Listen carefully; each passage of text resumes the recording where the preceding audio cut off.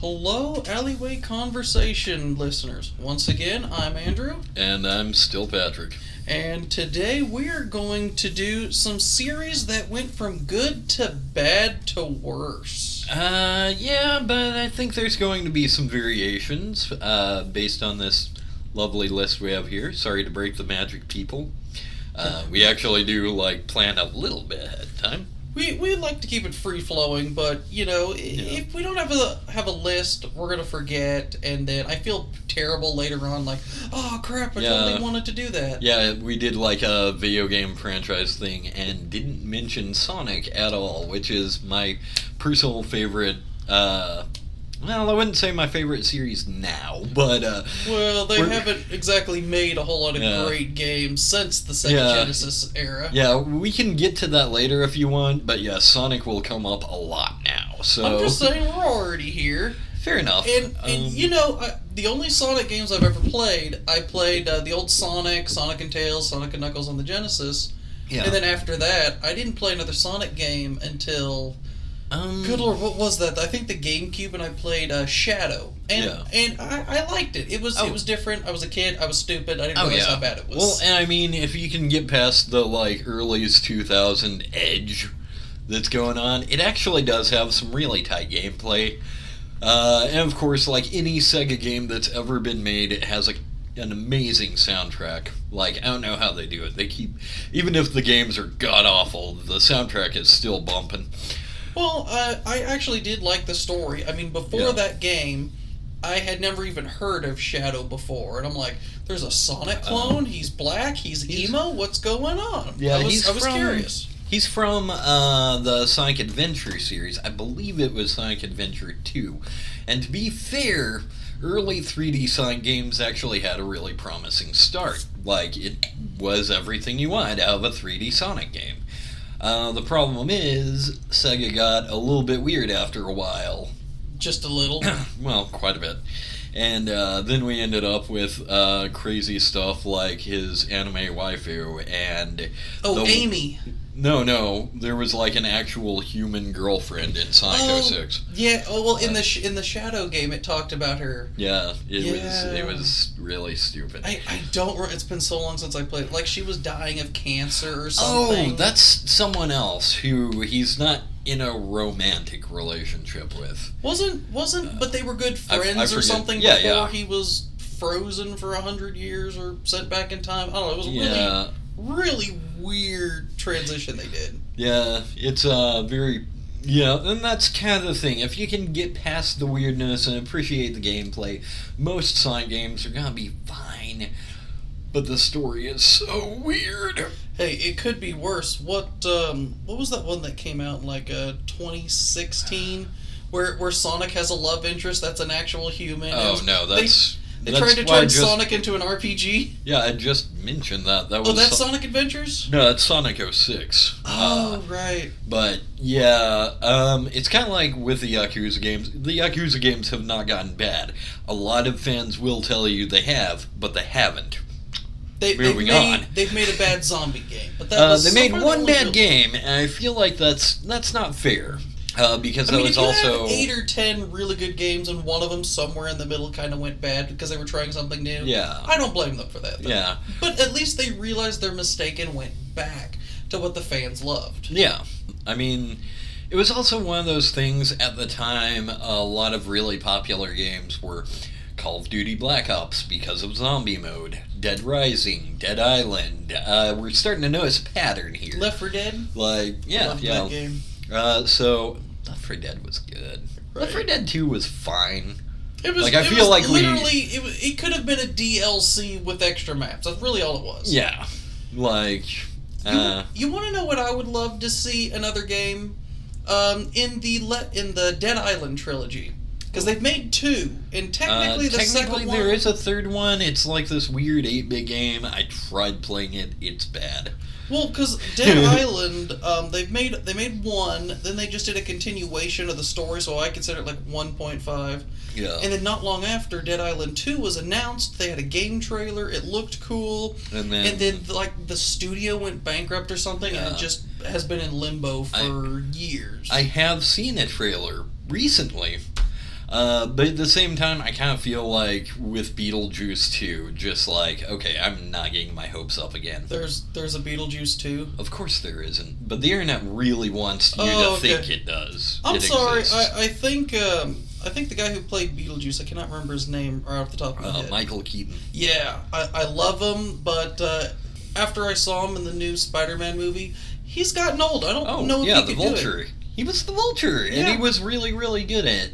But yeah, I think they'd have to, like, rework some things, because, I mean...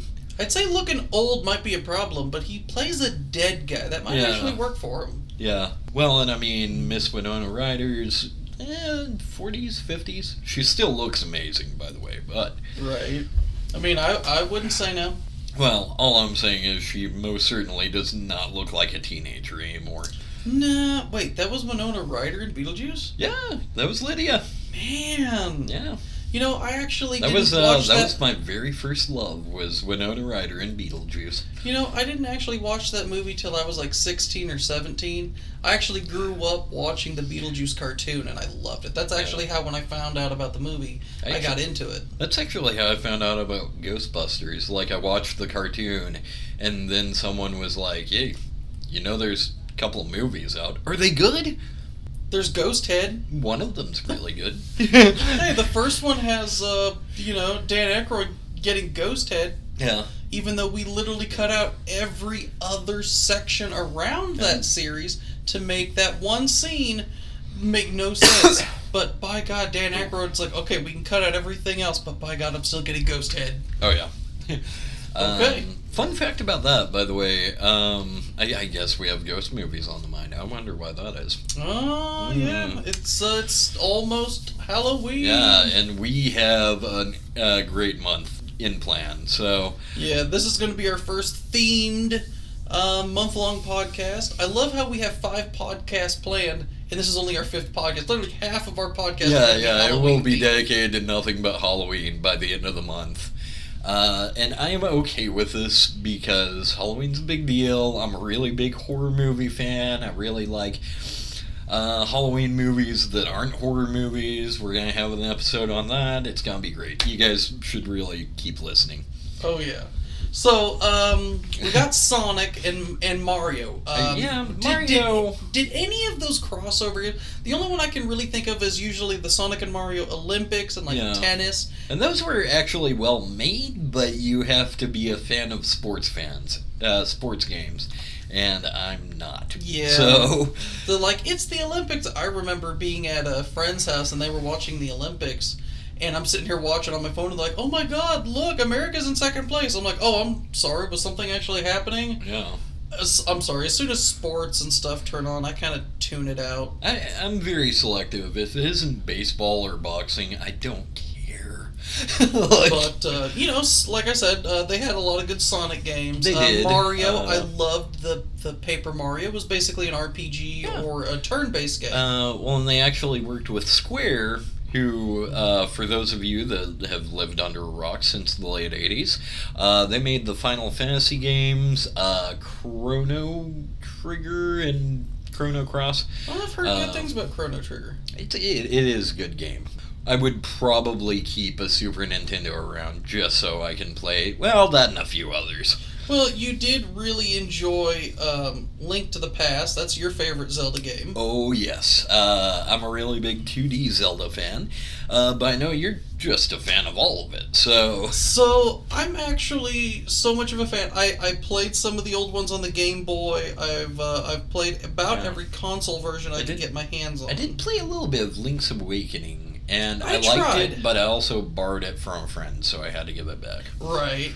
But, the one nice thing about the Zelda games is that you're almost never going to have a bad Zelda game, simply because Nintendo refuses to release it to third-party developers. No, that's true. Except one time. Oh, yeah, the CDI debacle. Yeah, so they made a couple of Zelda games. The Wand of Gamelon. They also made a few Mario games, I believe. Mario Hotel. There was Hotel Mario, which is less infamous, but just as cheesy. There was Mario is Missing, which was an educational Mario game. If that's the one I think it is, that was actually on the NES. Yeah, yes it was. But I think, crap, it wasn't Philips who did that, but it was some other company. It wasn't Nintendo. Philips, I think, did the CDI. Yeah. And can I just say, the CDI Zelda games are, if I remember correctly, never before this had Zelda games done video, what is that, FLV? FMV, yeah, full motion video. This was the first time we saw it, and it was... If you ever just have a spare 10 minutes, look up Zelda CDI cutscenes. It is the weirdest goddamn thing. It is both hilarious, bad, and I'm so glad I never... You can beat the games in an hour if you know what you're doing. Most of the time people can't because the game is so buggy in how it reacts. It's almost impossible.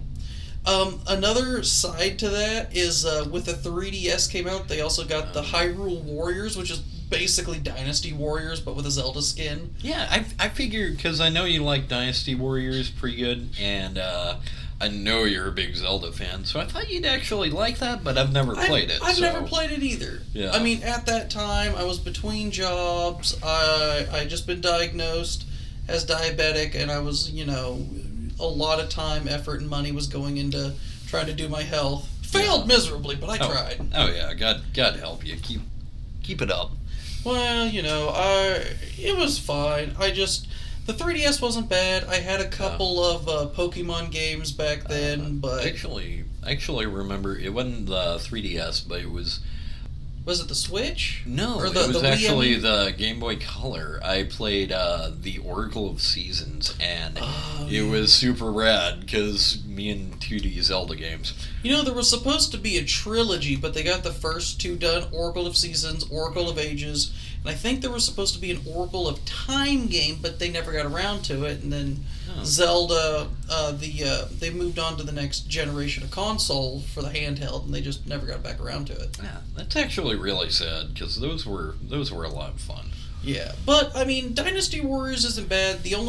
I've played, Dynasty Warriors, insert random number here. They're all the same. Yeah, and you kill, a million of something, it's great. Yeah, I played the Gundam ones because I grew up watching, Gundam Warriors, and I loved it. And I feel like those are the only ones I've played. I feel like that's a part of the 90s that I'll never be able to participate in just because I will not be able to understand it. I have this horrible aversion to giant robot anime.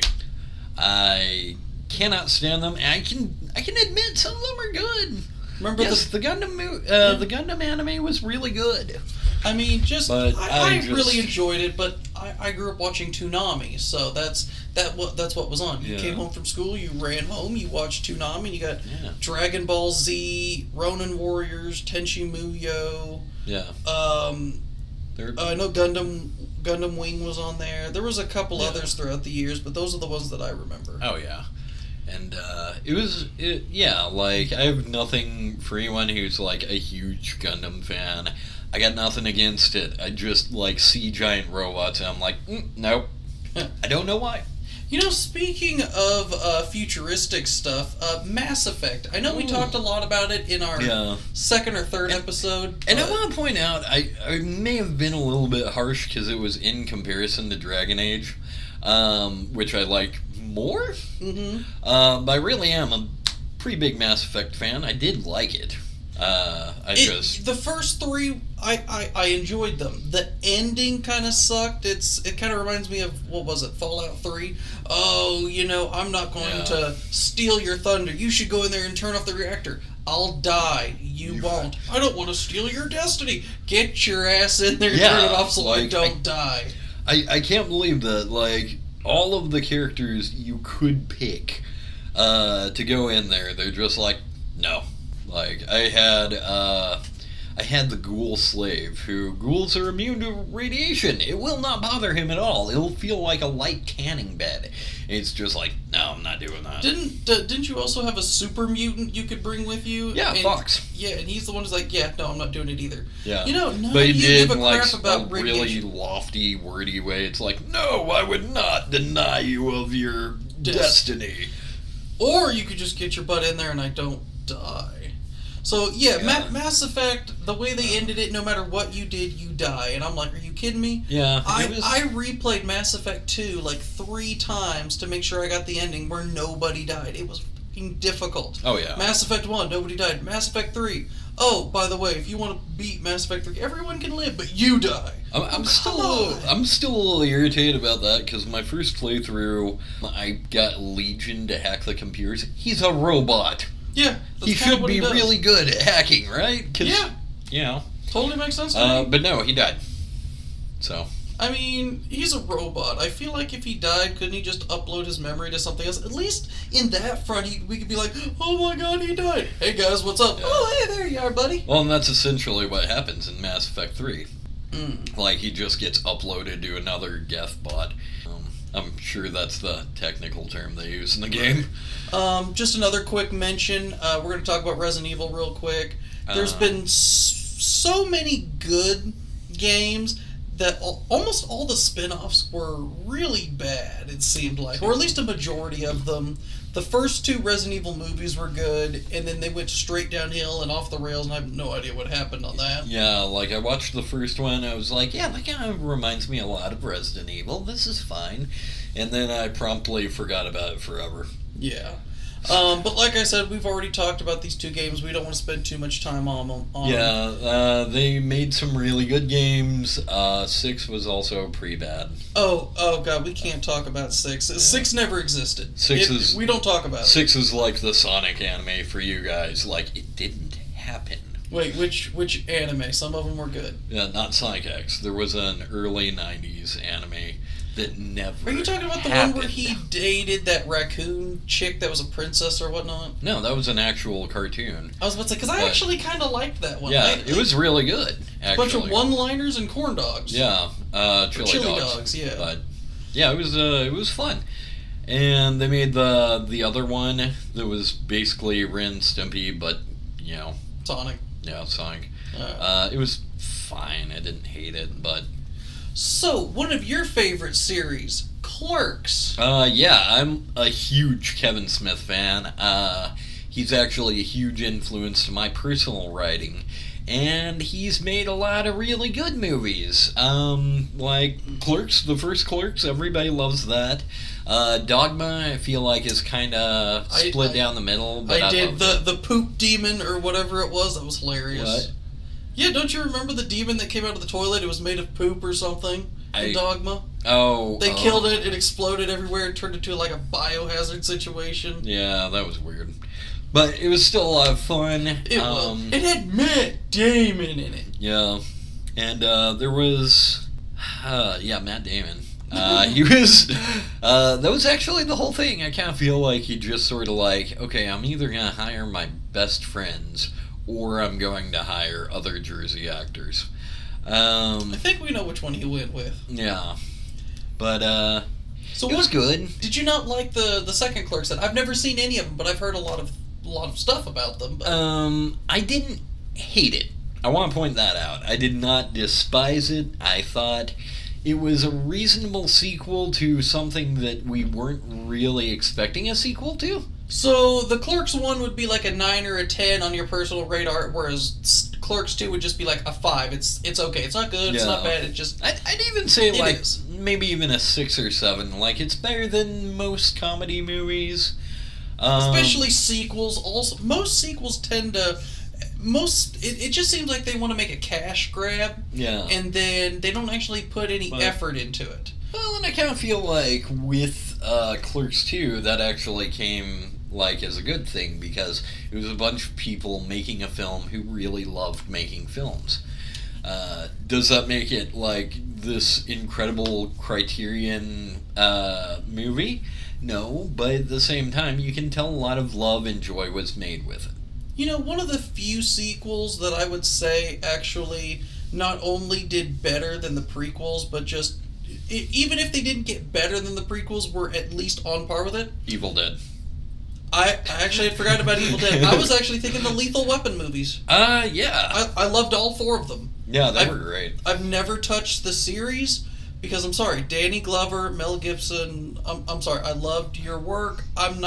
Yeah, terrible human being, but like Mad Max, though. Yeah.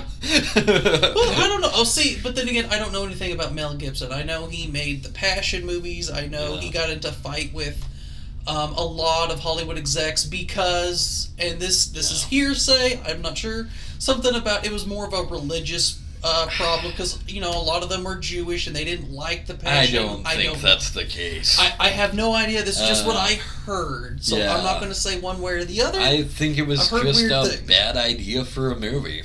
I mean, I liked the Passion. It was. I mean, if you want to talk about a movie that I think did really well with the source material, I loved it. Well, I didn't just because, the same people who, praise it as this unique take on Christianity are the same people who, look down on me for watching, Hostel and stuff. But see, but that's the thing. It's not unique. It's literally just telling the same story, but from an accurate depiction. So I remember growing up, do you ever remember the Precious Moments books or the children's Bibles? I kind of. Okay, well, yeah, okay, so bad example. But the point is, it takes the Bible and biblical stories and cleans them up for children. It's almost like a Nick for Kids version of the Bible. So instead of Moses killing everybody, they don't talk about anyone else on the planet. It's just he led animals on the boat, and they had a nice little trip, and then they came out, and everything was good. We don't talk about the genocide. And he drank too much soda one night, and yeah, exactly. It keeps all of that out. So whereas most people like to downplay some of that stuff, outside of horror movies, where else would you watch somebody getting whipped and nailed to a cross and stabbed and That's stuff? what I'm saying. It's ridiculous amounts of torture porn. But at the same time, there's so many people out there that's it's a unique and accurate take on Christianity. And I'm just okay, cool. Yeah. And let me enjoy I Spit on Your Grave in peace. Still haven't seen it, kind of want to. It's definitely a horror movie that I've heard a lot about. Yeah, you've talked about it a lot. A certain friend of ours actually mentioned I Spit on Your Grave for a certain episode that will come in the future. Everybody look forward to that. But I don't like considering the topic. The topic's cheesy B movies, by the way. I spoiled it. But that won't be for a while. Yeah, you might want to pack a lunch or something before we get to that one.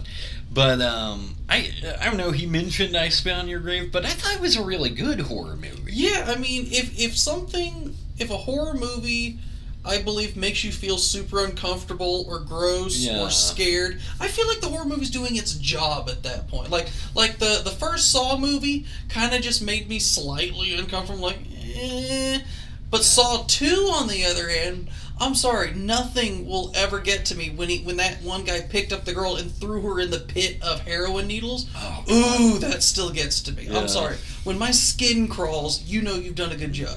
Hostel's got some good scenes, but I don't think they're good movies. I liked some of the scenes. Yeah. Like at the start of the second one where the guy's headless and there's a cat eating on his stump, and I'm just like, oh, okay. Yeah, oh yeah, Hostel went to some places. Yeah. You know what, let's leave that for Halloween. Yeah, we're gonna move on. So, Saints Row. I am a huge fan. I love Saints Row. I never played the first one. I was actually in Job Corps. Someone gave me Saints Row 2 to play and said, here, try this. Because there wasn't too many people who had 360s at Job Corps, so the few of us that did have them, we got together, we swapped games. It was a way for us to play different games without, spending a whole lot of money. Yeah.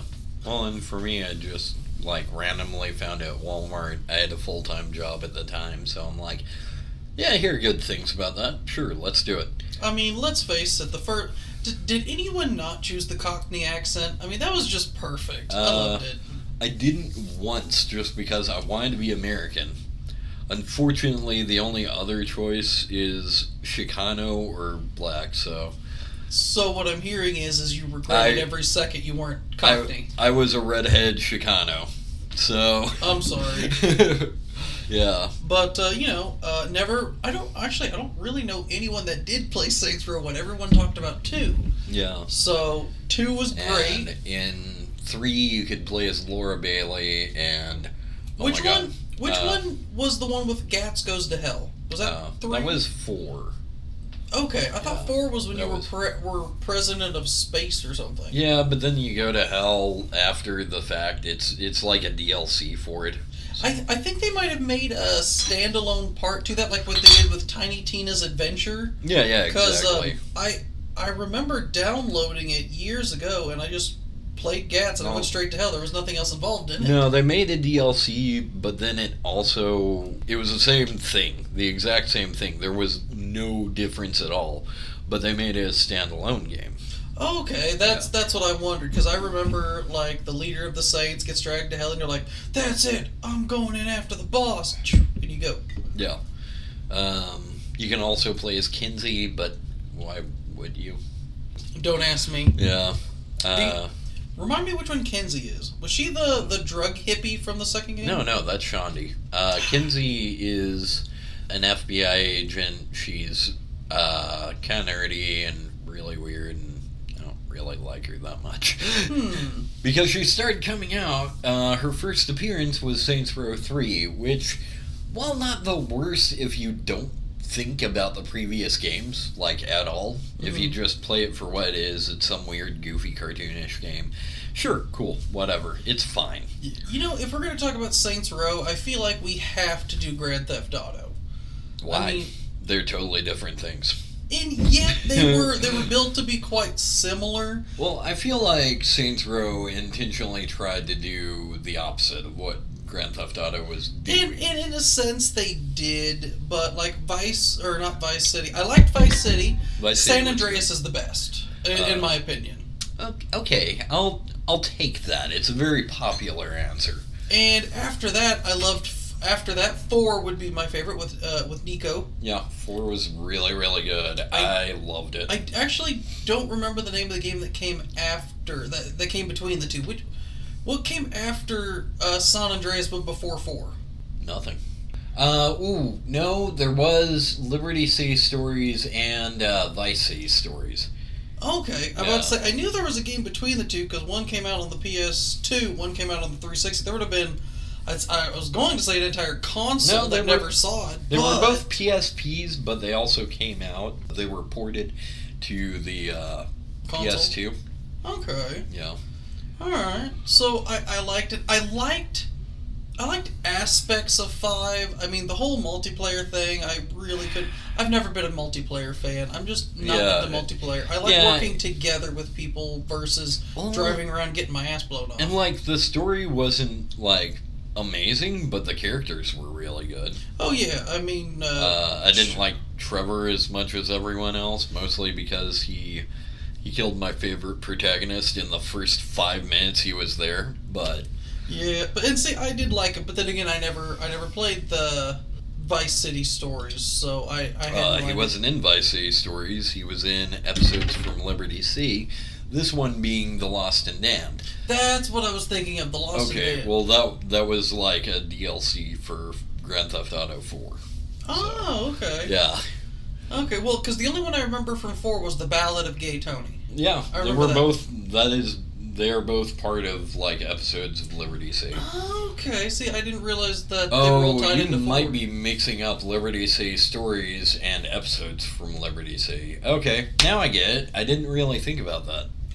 Well, I'm glad, because I'm already confused, and I wasn't all that great before. They are not only 2 different games, but for 2 completely different scenarios, so... Right, and I would say it's terrible that, I don't think Grand Theft Auto 5 is doing anything for a single player or a 6, but Skyrim doesn't seem to either. How many years ago did they release game trailer footage for, what was it, Elysium? Illyria? Are you thinking of Starfield? No, the next Elder Scrolls game. Oh, they didn't? Yeah, no, they did a couple years ago. They dropped... Oh, yeah, they showed a beach. Yeah, that was it. And then the name, and that was it. Yeah, it was just called Elder Scrolls 6. They actually had a name. It was like where the Brents came from, I think. Vastwood or Ellis. No, they're from High Rock. But yeah, it was that's all they released, and then not one. And then for like 2 years in a row, they would go to E3 with that. Look, isn't that awesome? Buy Skyrim. Yeah. We already owned Skyrim. I've owned Skyrim for 4 consoles now. Yeah. Well, and I mean, to be fair, Todd Howard actually did point out, like, well, this isn't coming for a very long time. But he also said that as long as he could still make money off of Skyrim, he wasn't going to release 6. Not only that, but he's making a ton of money off of Elder Scrolls Online, which I don't care for MMOs. I really don't. So I think ESO is more or less taking its course. Like, there's still regular players, don't get me wrong. And they still, but that's the thing, like every 6 months they keep releasing updates. There's a ton of stuff coming out for it. But I think they shifted all their focus onto ESO and they're not touching the 6th Elder Scrolls game, which, let's face it, as much as you can do on ESO, I much preferred, Skyrim, and even more than Skyrim, Oblivion. Oblivion was good. I do enjoy it. I've been playing it a lot recently. Yeah, you have. I really liked it.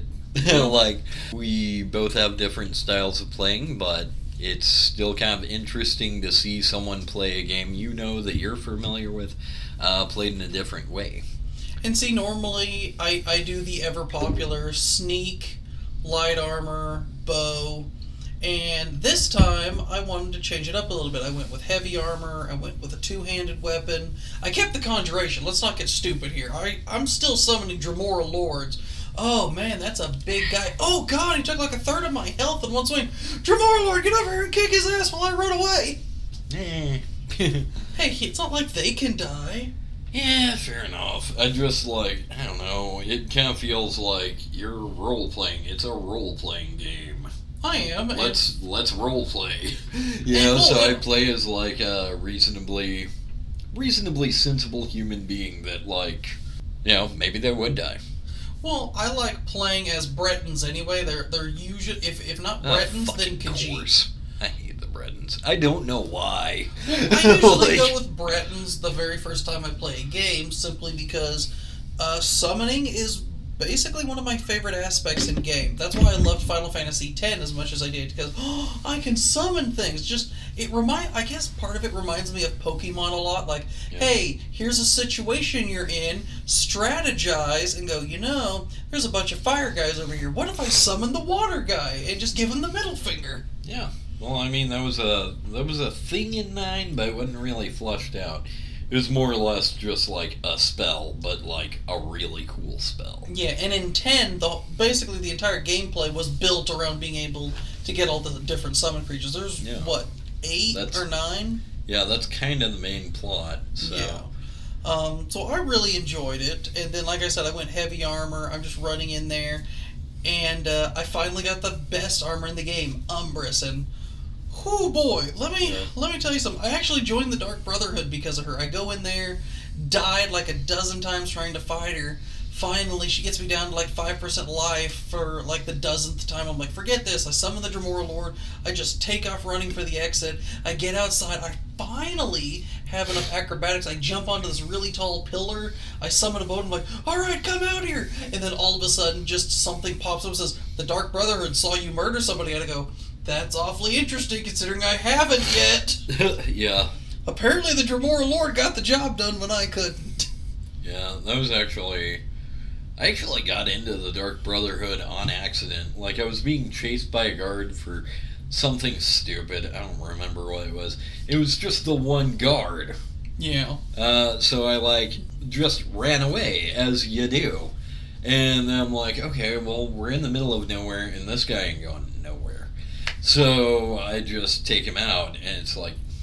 Somebody saw you. Yeah, somebody saw you. I'm like, okay. Weird. Okay. Alright, but if that's the case, why don't I still have a massive bounty on my head? Yeah. Which... It was not massive. It was like I said, I think I accidentally stole something. Well, we didn't have Internet and Job Corps, which is when I first got Oblivion for the computer.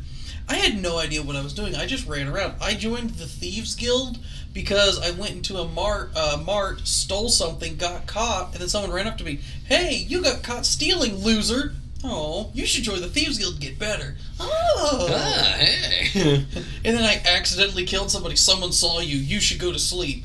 That doesn't sound reassuring. Oh my god, who are you and why are you in black underwear? You speak soundly for a killer.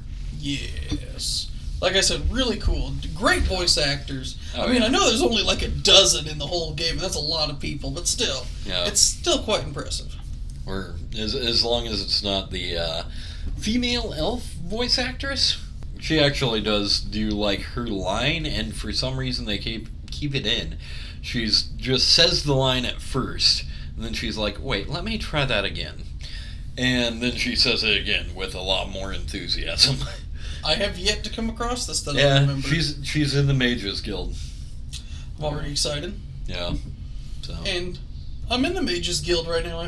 I spent all Saturday. And I'm like, you know what? All I got to do is get some recommendations for 4 or 5 guilds. The missions take like 10 minutes. I'll be able to knock this out in an hour and a half. No.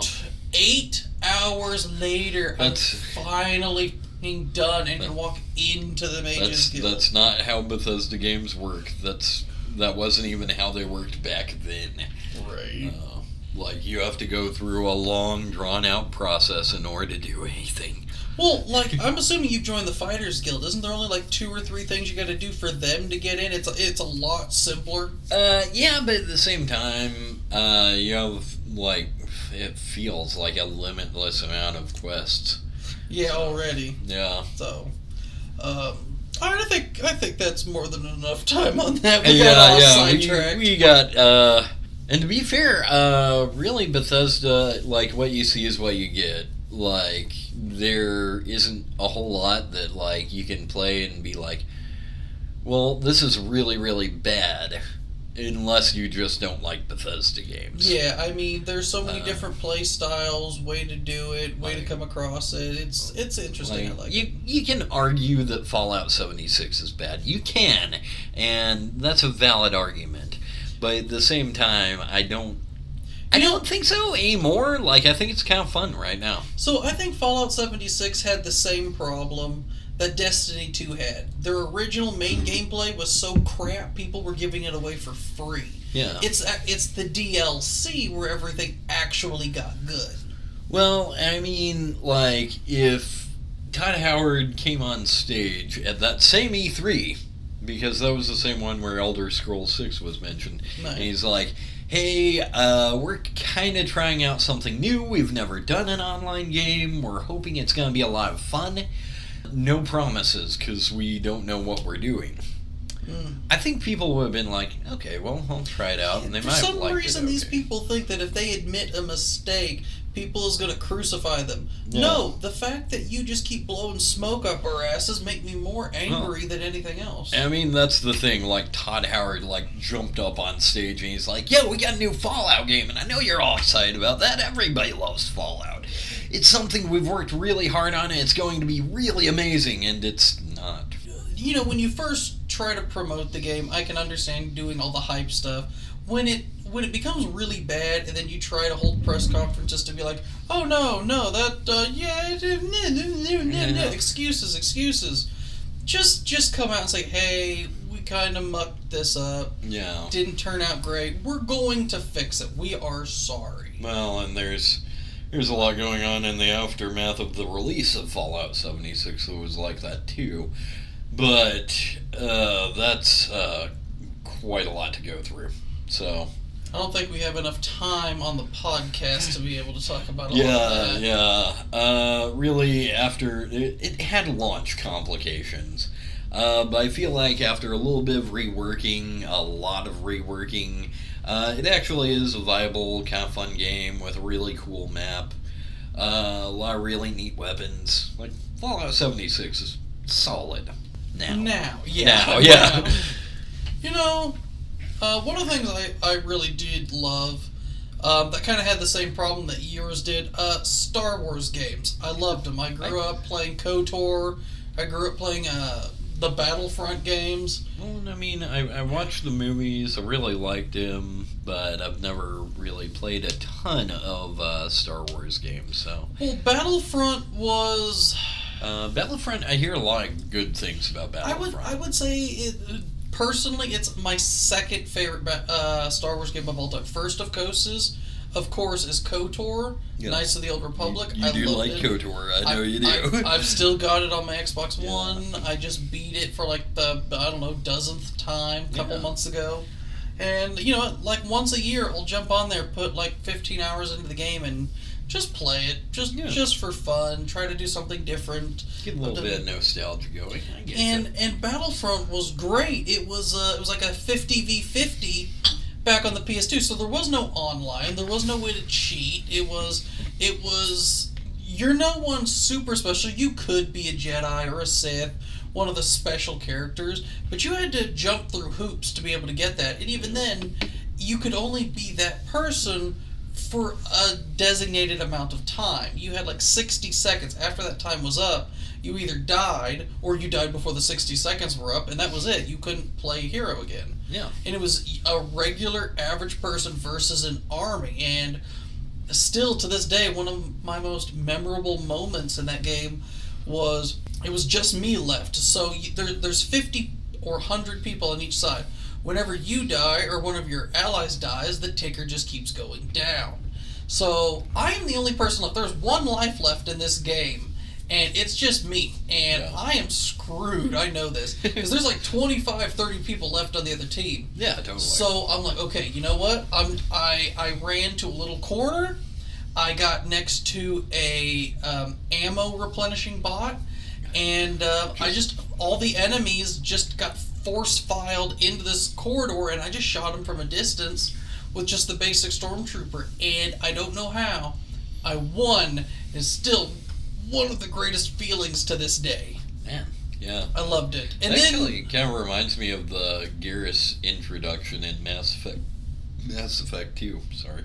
Well, it reminds me like the new Battlefront. You know, they wanted to do this super grand thing, and then EA got their asses handed to them because of the loot boxes, because they basically turned it into a pay-to-win.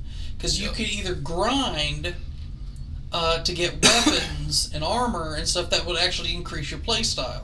Yeah. You know, loot boxes should be, you know, emotes or tags, things that don't affect the game at all. Yeah. But they're like, well, this isn't a pay-to-win game. You could, instead of paying real-world money and getting these guns and armor that help you out, you could grind for it. Pay $20 to get a gun, or grind for 20 or more hours to get a single item. Oh, yeah. There's no comparison. I'm sorry, I'm not doing it. Yeah. 20 hours should be like a good portion of game, not running the same map 30 times to be able to get something. Oh, yeah. Well, and I mean, nobody really likes grinding. Like, it was kind of cool in Yakuza 7 because there was a point, and I don't want to spoil anything for, like, fans of the series, even though if you're a fan of the series, you've already played it. Came out in 2019. Like, if you're a fan, you've already played it. Yeah, it's been a little bit. At the same time, there's a moment where, like, you have to grind, like, hard, like, immediately. But they also give you, like, this crazy coliseum where you can grind constantly. So what are you grinding for? EXP. Oh, that's it? Yeah, you're, like, crazy under-leveled before you get to a certain boss fight, and he will land you on your ass. So there's just, like, a plateau, like, there's a gradual incline of what level you need to be, then you hit this boss, it's a massive spike, so you have to do it before you can continue? Yeah, and once more, without spoilers, you don't even know who it is, but he is a recurring character. Well, you played Kiwami. Not a whole lot of it. Okay, fair enough. Well, he shows up at the very beginning. Oh, I spoiled it. But, I might know who you're talking about. I ran into one cutscene character, and he was just kind of crazy. He almost reminded me of a clown. Yeah, in the English dub, he was actually voiced by Mark Hamill. Ooh. In the original, like, 2007 Yakuza game. And he was the only one who was actually good, which is weird, because, like, they actually had several really big names at the time, like Eliza Dushku, Michael Madsen, who was Mr. Blonde in Reservoir Dogs. Oh, yeah, you've never seen Reservoir Dogs, have you? No. Okay. But now he's a big deal in gangster movies. But now I can't get Douche Canoe out of my head. Yeah, Eliza Douche Canoe. We love you. Well, he does. I don't know who you are. I love your work in Kevin Smith movies and probably some other things.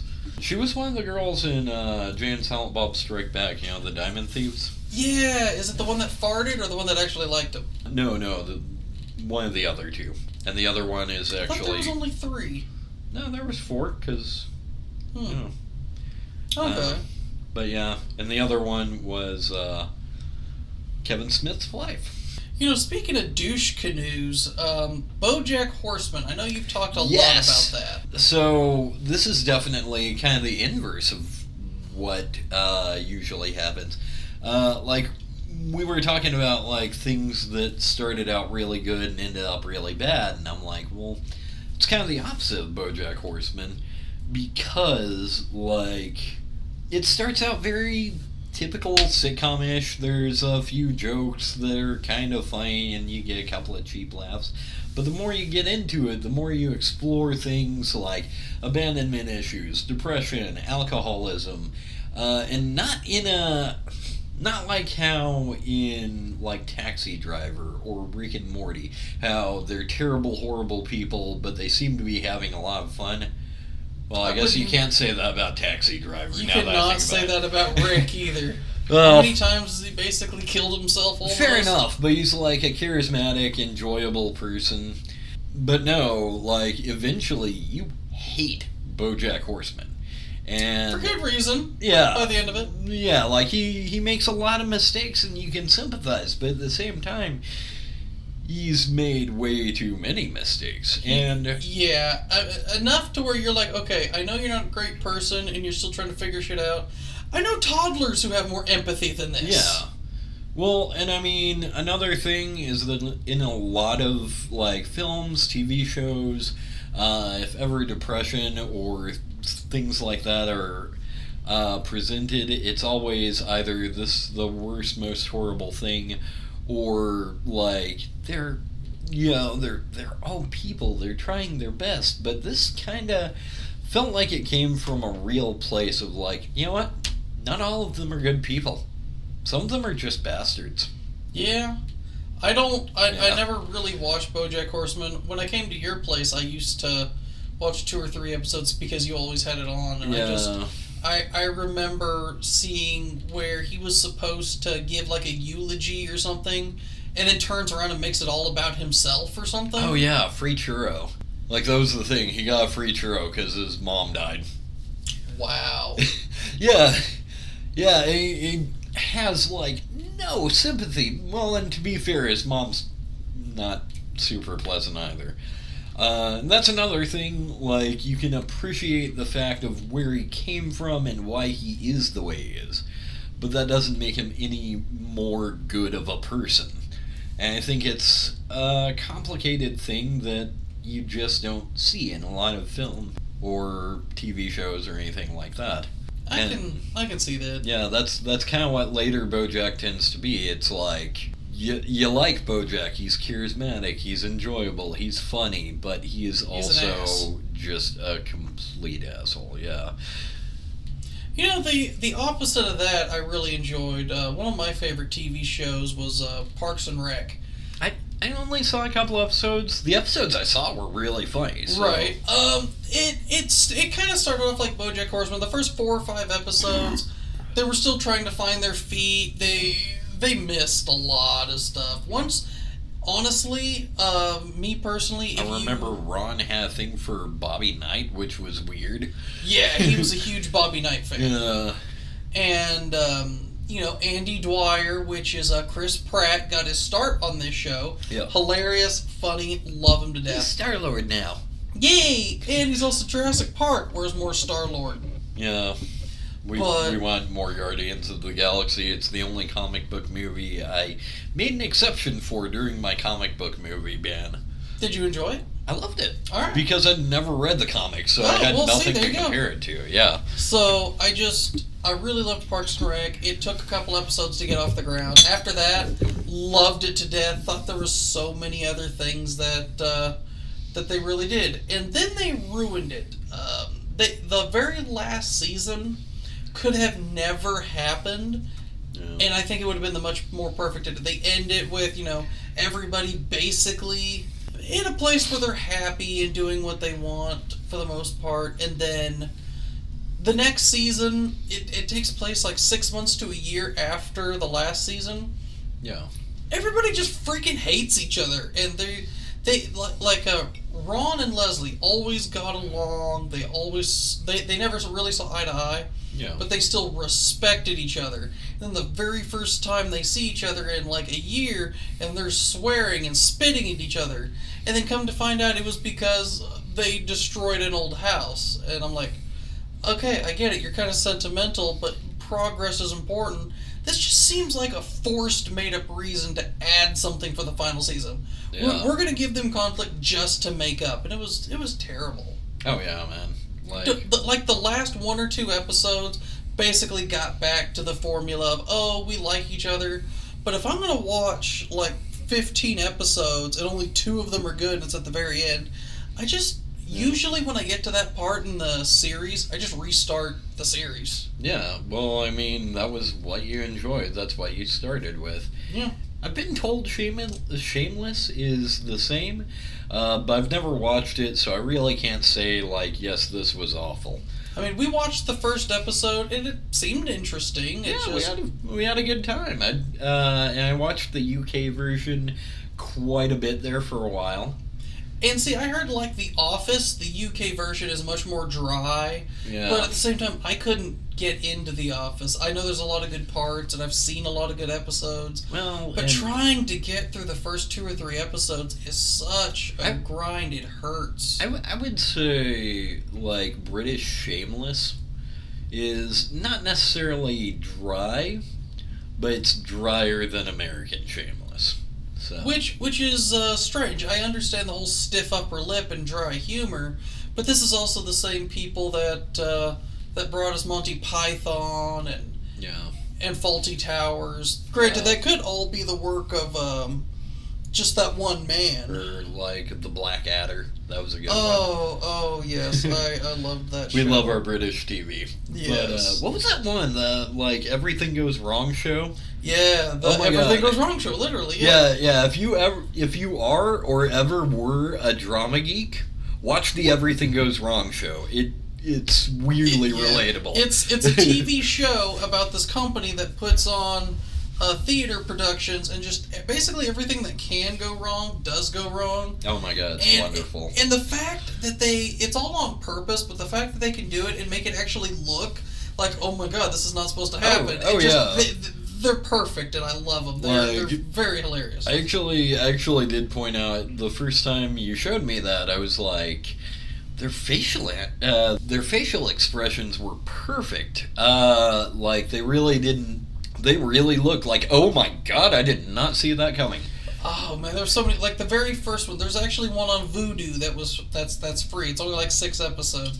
But the first one is they're trying to put on a Christmas special. Oh yeah, Drunk Santa Claus. Yeah, because he's sitting here, he's supposed to take a little sip of brandy, but the brandy maker breaks and it just won't stop pouring, so he just takes a drink. Oh no, and then takes another drink, and then another, and then finally someone runs over and flips it over and he goes, oh thank god, but I'm already 15 drinks in, and then he tries to steal the bottles over there because at this point he's plastered. Oh yeah. The elf that gets caught in the chimney instead of coming down like they're supposed to. I don't care what anyone says, brandy is heavy. Okay, I don't think it's a lady's liquor. Just a lot of good stuff. Oh yeah, it is just a blast. Please, again, if you were a drama geek, you will appreciate it so much. Yeah. And people who just kind of like stage acting probably would too. So. Alright. Well, I think we got through most of our stuff, and I hope you guys are ready for next month. Yeah, we keep on getting sidetracked, so wait for next week when we start by talking about horror movies, but end up talking about Milli Vanilli or something. I don't know who that is. I won't be talking about it. I'll explain it later. Oh, okay. I might be talking about it then. Alright, guys. Well, once again, I'm Andrew. I'm Patrick. And we hope to see you again next time. Hey everybody, Andrew from Alleyway Conversations here. Just letting you know we do have a Patreon page and we would love to have you join. Whether just to look for updates, release schedules, or if you'd like to support us, we would be happy with anything and everything you can do for us. I know me and Patrick would really appreciate it. Thank you and have a wonderful day.